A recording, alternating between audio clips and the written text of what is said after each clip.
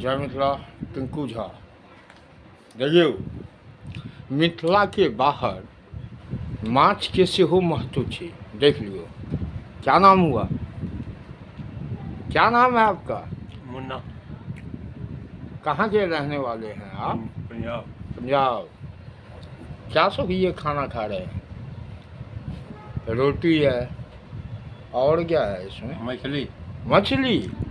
अरे ये तो मिथिला का प्रसिद्ध है। हाँ, जूस वाला। देखियो अच्छा है।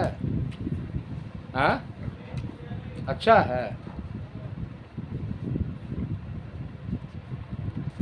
देखियो ई मुन्ना जी छथि और ई मिथिला के खान पान पसंद करै छथिन। नहीं हो? हाँ, ठीक। हमार भाषा बुझै छियै अहाँ? नहीं? अच्छा, देखियो हम हिंदी बाजऽ पड़त हिनका लेल। नीक छै? अच्छा है? अच्छा। अच्छा है। एक बार कैमरे के तरफ देख के तो बोलिए। अच्छा है। अच्छा है। एक बार बोलिए जय मिथिला। जय मिथिला। जय मिथिला।